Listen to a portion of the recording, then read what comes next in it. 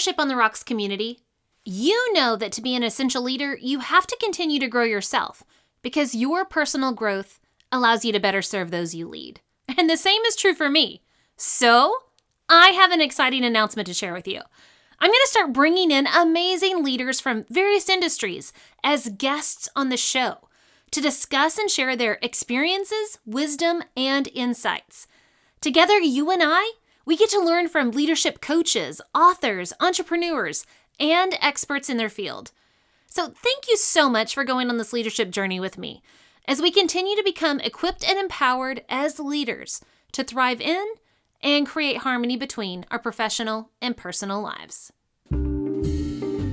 Going back to that whole idea of being stuck, we often get stuck by the beliefs that we have because our beliefs determine our behaviors. And if I believe these negative things, I let them sink down into my soul and I behave in ways that don't help me see the positives. This is the Leadership on the Rocks podcast, where we equip and empower leaders like you to thrive in and create harmony between your professional and personal lives. I'm your host, Bethany Reese. And in today's episode, we're going to talk with the Unstuck Coach, Mr. Michael Stinnett, to learn about the importance of leading ourselves first before we try to lead others. So Michael Stinnett has 20 years in ministry and education, and he's using his drive to help people just have hope for their new career. And he works to help people find clarity to get unstuck and take their next first step. So welcome to the Leadership on the Rocks podcast, Michael. We're so glad to have you.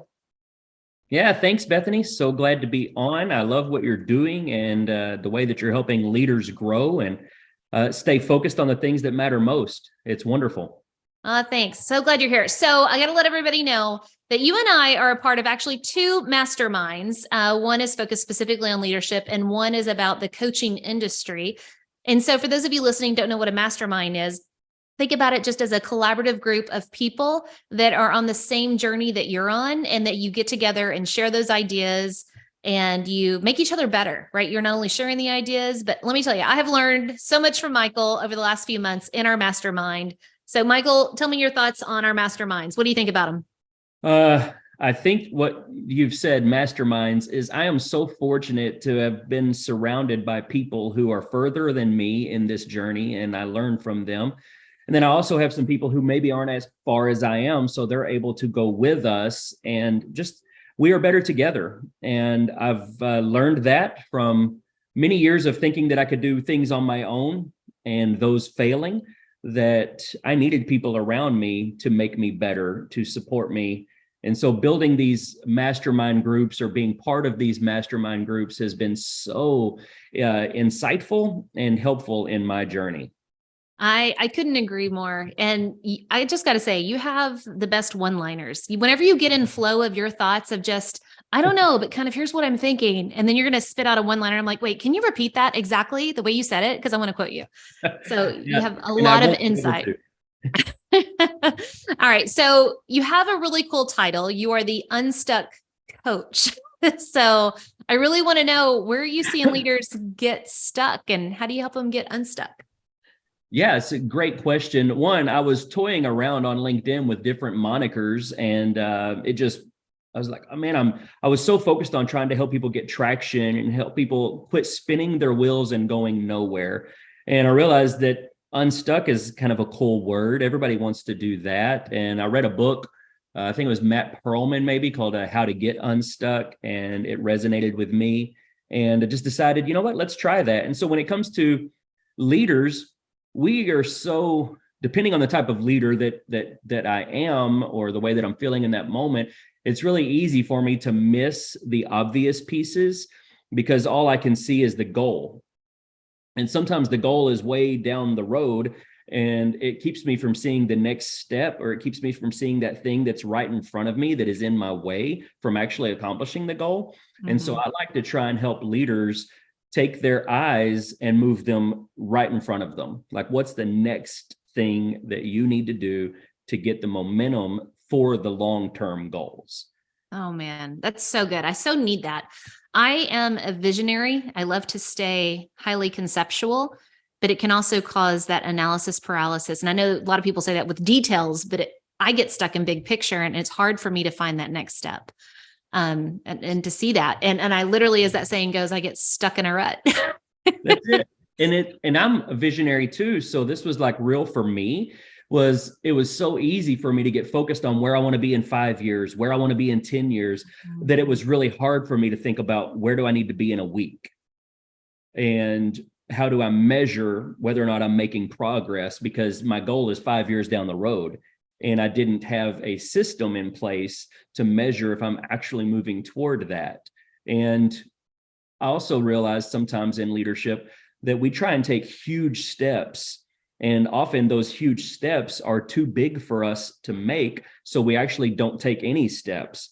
And I wanted to help leaders, and I wanted to help myself break those big steps down into smaller pieces so that we could actually get some traction. And that's where the whole idea of getting unstuck. It's how do we take that next first step? Oh, that's just so good. And, think about most leaders, it doesn't really even matter, what industry people are serving in. They do talk about those big goals and those big targets and the outcomes that they want, but it's the day-to-day fires that keep us, one, we can lose sight of the goal, which is important, but we can also just feel so stuck in the mud that we can't figure out how to get unstuck. So as you're working with different clients, whatever the different industries that they're in, what's your first question to ask to help them get unstuck? Well, that is such a great question for you to ask me. It really depends on what I know about that person and the industry that they are in. If I'm, can I throw one out there? Yeah. Let's talk about education. We have a ton of teachers leaving education. So let's talk about hashtag transitioning teachers. So the first thing that I ask most of the transitioning teachers that I work with is, why did you choose education in the first place? Because I need to know foundationally, do they really want out? Or are they just in a hard season? Or are they just lacking support that maybe they could find the support, then they would find the energy to stay in the classroom because that's where they really thrive. So helping them figure out, why did you choose that? What's leading you to transition out? Because sometimes it's just that they're in a bad situation, or sometimes they just had a year of a lot of things in life that pounded them, and from all angles. And then others I'm finding are like FOMO almost, like these teachers are the fear of missing out. Like, every teacher on my hall has left and is going to some other job, and all I hear is how great their job is and how wonderful everything is. But it's probably a lot like an Instagram reel where I'm only showing you the highlights. Like, I'm only showing you the super tan that I have on my face from the beach, because I'm not going to show you I have dad beach body, and I'm not going to show you that picture. So I keep using the highlights. And so I see those things in teachers. I've had to actually work with several teachers to find a support system because they wanted to stay in the classroom. Mm-hmm. They just didn't know how to find support. Man, you made so many good points. I don't even know where to start, but I love the Instagram reel. I'm only showing you the tan, not the dad bod. I think we're all there and feel that one. You talked about going through a hard season versus, a bad situation versus, no, I really want something different. And I've asked that question a lot. And in my family, there were 5 educators and there's only one left standing, and she is a college professor. And the question that I had to ask myself, am I running away from something, or am I running to something? And I think you're just hitting all around that with your good questions. So even like expanding what you're talking about beyond education, people have to really gut check themselves. Is it a hard season? We all go through it, right? Where just lots of things are happening. Is it a hard situation? Maybe I don't work for, a boss that's supportive, or do I have FOMO? Or do I really is God calling me to do something else? So those are just excellent points that you made.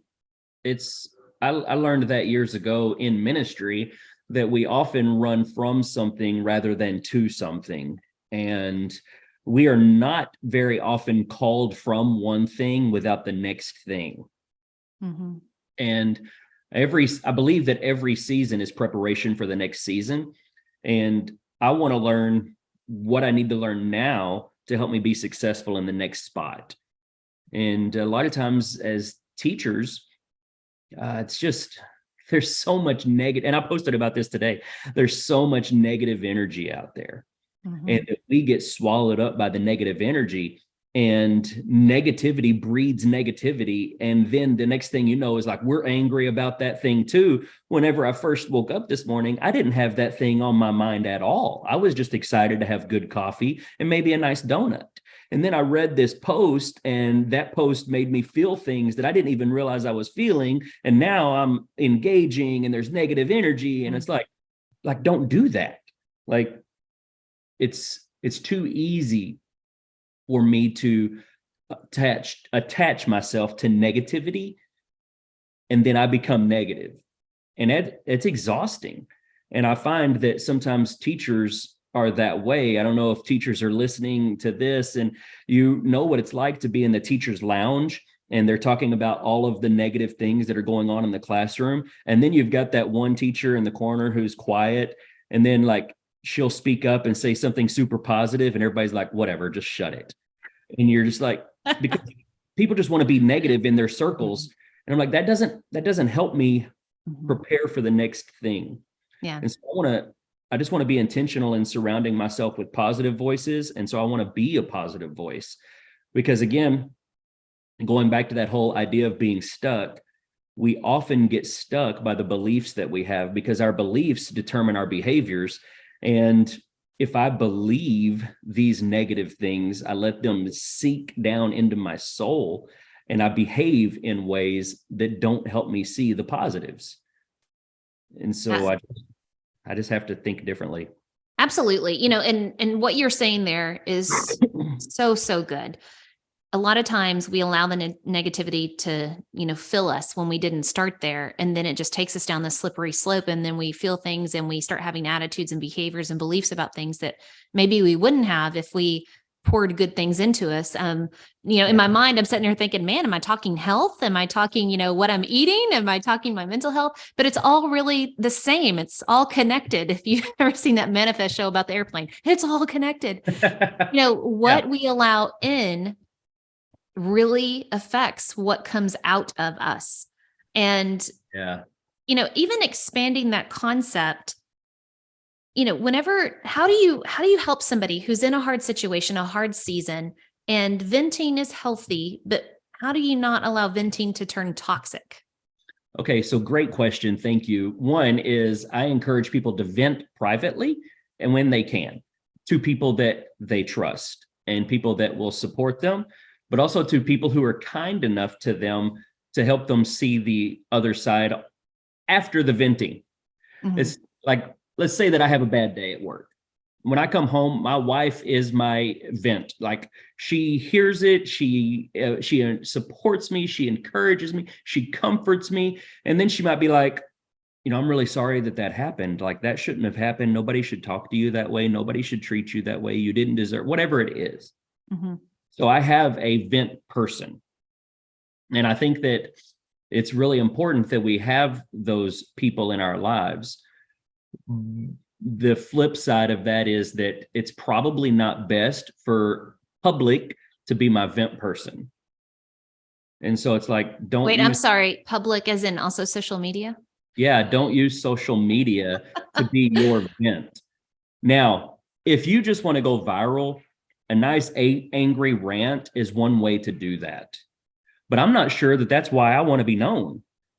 Mm-hmm. And so it's like, especially when I'm helping job seekers or I'm helping leaders get that next spot, like when people go through your social media feed to learn more about you, and that's what they come across, it's very likely that they're thinking, not a culture fit, we're going to move on. Yeah. And I want to be very clear. I've literally interviewed thousands, but I've hired hundreds. We do look at your social media. So everybody listening, please understand, hiring managers do research you online. I was talking with a recruiter just yesterday, and that's one of the things that the recruiter was telling me, like, I'm going to check your social media. I'm going to try and find you on Facebook. I'm going to see what you're engaging in and the type of people you're surrounding yourself with. And I'm like, that's so scary, because so many people are not thinking about that because they saw that negative post. It turned something in them that they're just like resonating with. Yes. But we don't think about the consequences of publicly attaching ourselves to that. Yeah. And I And think so many nuances of everything you say and get unstuck, you started off saying get unstuck instead of just always looking up, look down at the next step and find success in finding what that next step is. I saw a social media image, I think it was on LinkedIn, and it showed a ladder, and one ladder had the first rung was too high for the person to reach. And then there was another ladder and it had very short intervals between the rungs and they were able to climb higher. And that's kind of the visual that I'm picturing when you're saying that. But then I'm like, there's different kinds of ladders that we climb. And the first ladder I have to climb is the one in my head, the mindset. Like, how am I looking at things? yeah, Do that's you good. do you kind of see it the same way? Well, yeah, I think it all starts in the mindset and it's perception, right? Like I look at this as a mountain, and no matter where I am, the mountain is the same size. It's still the mountain that's in front of me. The closer I get to it, the larger it is, the more scary it is, but it's still the same mountain. But in reality, like I can't climb that mountain if the next step is too far from me. So I'm going to have to find a spot where I can grab a foothold or a handhold or something that's within reach. Yeah. Now, often, Bethany, sometimes people like comfort, right? And so we want to stick to the easy steps. We want to stick to the comfortable steps, but we don't grow in that way. So I have to reach just outside of my comfort zone to actually get unstuck. That's why if you're stuck in the mud, your vehicle has to actually find some friction. Oh, that's good. If it doesn't find friction, it doesn't go forward. And in life, we have accustomed ourselves to avoiding friction. And we wonder why I'm not gaining traction, why I'm not moving forward, why am I not growing? Why did I not get the promotion? Why am I not getting that opportunity? Well, it might be because you're not challenging yourself any because you want to stay stuck in comfort. And I can't grow and be comfortable at the same time. Oh, that's so, so good. Being in education for 18 years, we talked a lot about helicopter parents. They come in and rescue their kids from that challenge. But then now there's the lawnmower parent. They go ahead of their kids to mow down any obstacle. And Never heard that. I love it. but and not all parents, let me be very clear, not all parents are those types of parents, but the ones that are, their kids are going to struggle in life because they've never experienced safe friction in the home with their parents to teach them and to model for them how to, what do you do when you do come across friction or an obstacle? How do you get around it? And I think we're going to start seeing some of those kids that are raised that way in our workforce, and they're going to have a little bit harder time knowing how to overcome that. So what advice do you give us? I mean, I've got a senior this year, so he's, he doesn't like, I like being comfortable too. I don't like the friction, but I know I need it, right? Because I am a Gen X, but and we don't want to tap into generations too much in this episode, but what advice do you have for people that aren't used to having friction, and what's their first response when they meet it? Another good question. So first, I would say that find someone who's just ahead of you who can help guide you. I was listening to a book yesterday, and the Story Brand book that you talked about. Mm-hmm. And every hero has to have a guide, and the guide has often grown through challenges.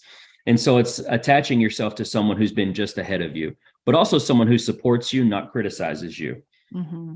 So when it comes to parenting, I have a 19-year-old who graduated high school last year. He's now working to be an electrician. We're also getting ready to be grandparents. So there's so much stuff. I've got lots of pieces of friction all up in my life. And I have to find other people who know how to navigate those challenges so that I can navigate those challenges. Mm-hmm. I often don't even know what obstacles are going to be coming, but I find people who can help me see the things that I don't see. And I know that's challenging sometimes if you're an 18-year-old, 17-year-old, you're like, well, I don't want to talk to people who are there. Like, what do they have to offer me? But it's even in the 17-year-olds and the 18-year-olds, when they have those people investing in them continually, years later, you will hear it come up. Mm-hmm. I remember the time that I spent in the classroom. I was a teacher for 12 years. And I actually had a student a month or two ago. He was at my house. He's one of my son's friends. And he told me the thing that he remembered from my class. And it had nothing to do with any of the stories that we ever talked about in English class or any of that stuff. It wasn't a Shakespeare quote. It wasn't the Odyssey. Mm-hmm. The thing that I remembered from your class is that you told us that we can do the hard things now that we don't want to do, and we can enjoy the rest of our lives, or we can enjoy this right now and take it easy and be comfortable, and we'll do hard things the rest of our lives. Oh man, that is good. And I'm going to now quote you and pass that on to my senior. Yeah, no worries. Tell him some, like Einstein said it. They love that guy. There you go. Um, it was so impactful to me that this kid, who's now a baseball player at a college, I'm like, that's what he took away. And that was when he was 14. Wow. And he remembers that now as a 19-year-old. I'm like, man, wow. And I know him. He's been through some challenges, but he's done the hard things so that he can do the things he wants to do later. And I'm like, man, that's what a testament that I would tell others is, like, when you're a parent and you feel like that kid is, the newborn is keeping you up all night long. Like, yeah, that's a challenge. There's going to be beauty on the other side of it. Mm-hmm. When your 8-year-old just does not want to eat the pasta that you put on the plate, that's a challenge. And what are you going to do? I can't tell you how to parent, but I can tell you to walk through the challenge with your kid. Yeah. And don't do, as you said earlier, like the lawnmower, don't mow down every obstacle. Help them through the obstacles. Mm-hmm. So I have to tell you a funny story about my daughter, Ashlyn. And this was in 6th grade. So she was in 6th grade. Her and her brother were not getting along. And so I separated them and I talked to both of them about what it means to escalate and what it means to de-escalate. And so as I'm talking to her, we were talking about examples of how to de-escalate a situation. I said, you can always stop and pray and ask God to help you through the conflict. And she goes, Mom, I know how to talk to God. Literally, I'm almost quoting her. And I do. I pray to God, but instead of taking me around that obstacle, he just takes me right through it every time. And I was like, that is such wisdom from the mouth of babes.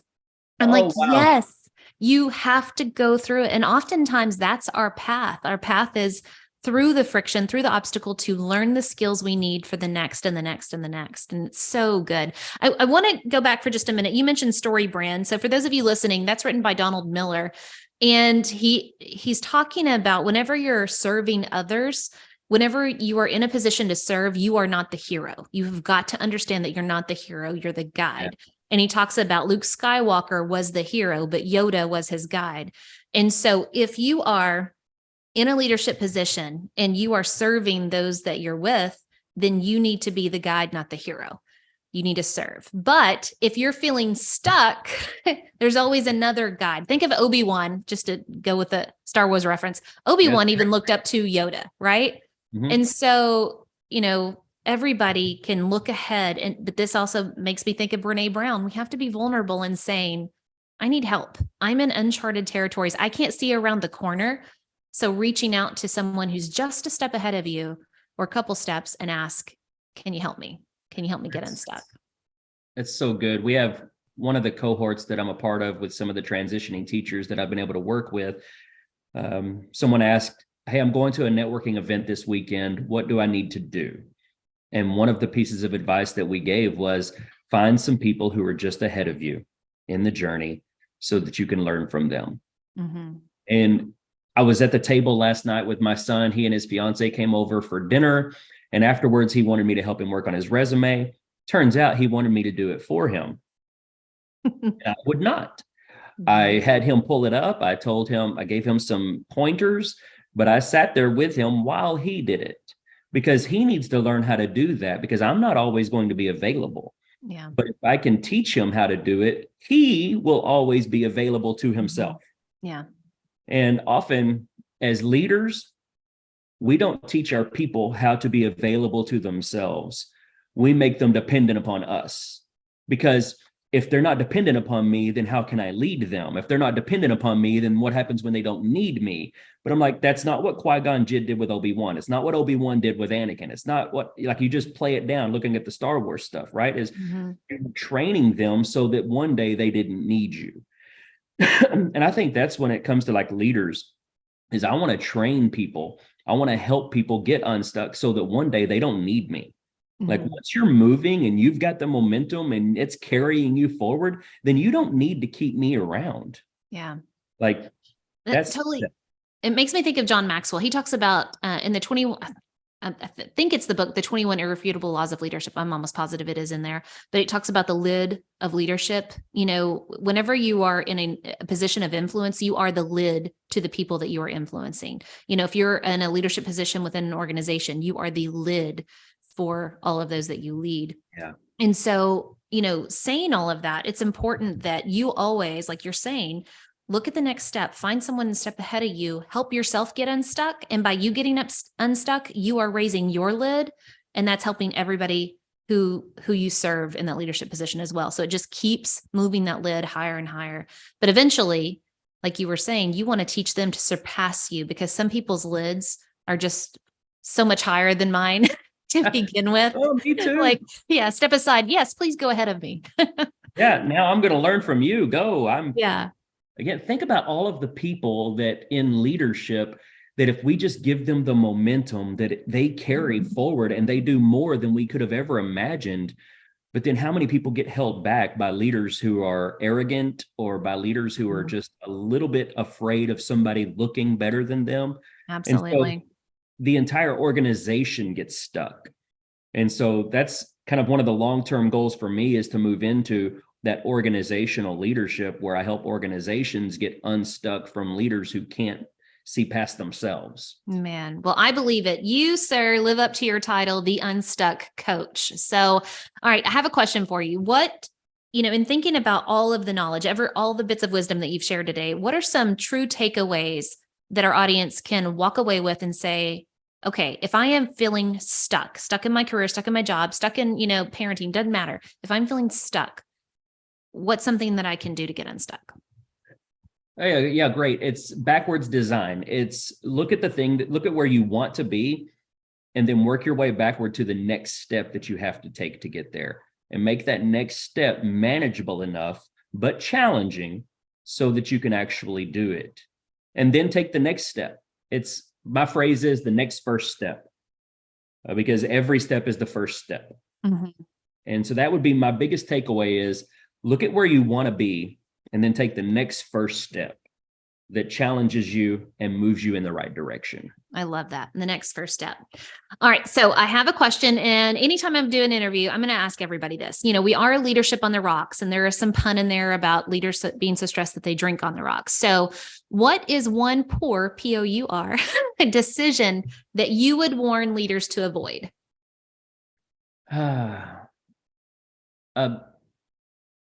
So one of the challenges for me was in pastoring a church. It was a young church. We were a growing church. But if something wasn't being done, I would often just find the time or energy to do it myself, instead of trusting or empowering other people to do it. Or if someone was responsible for doing it, then I wouldn't have a conversation about, hey, this needs to change. And so that would be the poor decision, is I waited too long to have the necessary conversations with people because I was afraid of hurting their feelings or hurting a relationship. And ultimately, it cost a lot more than I thought it was going to. Mm-hmm. That would be something I would say is in leadership. Can I give you two? Oh, absolutely. Don't wait too long to have the necessary conversations with people. And the second one would be trust your people. Empower them to do the things that need to be done, and help them do those things at the right capacity. Trust them. Not everything depends on the leader. Yeah. And now to add to that, because those are so good, understanding that whenever you trust people to go forward and make that decision, we're all human and we're not going to be perfect. So you can go in that with eyes wide open of they may make a little bit of a mistake, and that's okay. It's a teachable moment, help them get unstuck through that friction and overcome it. So that was so good. Thank you so much for sharing all of your wisdom. You really are the Unstuck Coach. So where can people go to learn more about you and your work? The primary place to find me is LinkedIn. It's I've set up shop there, and That's where job seekers are going. And so I wanted to be there too to help people. I am starting to use my Twitter for helping people get unstuck and navigate the different career paths that might be in front of them or leadership challenges that might be in front of them. So those are the two places primarily that you can go to find me. Awesome. Well, Michael Stinnett, the Unstuck Coach, guys, I'm going to have in the notes for the podcast episode links to all of his social media, LinkedIn and Twitter. So feel free to follow him. I do. Again, I'm learning so much from him in my mastermind course. And Michael, thank you so much for being with us today. I really appreciate it. Yeah, you bet, Bethany. It's always a pleasure to see the work that you're doing and to be able to support the leaders and the help that you're giving. So thanks for that too. And thank you so much. Well, guys, until next time, continue putting in the work of building your life and leadership on the rocks, the essential rocks. God bless.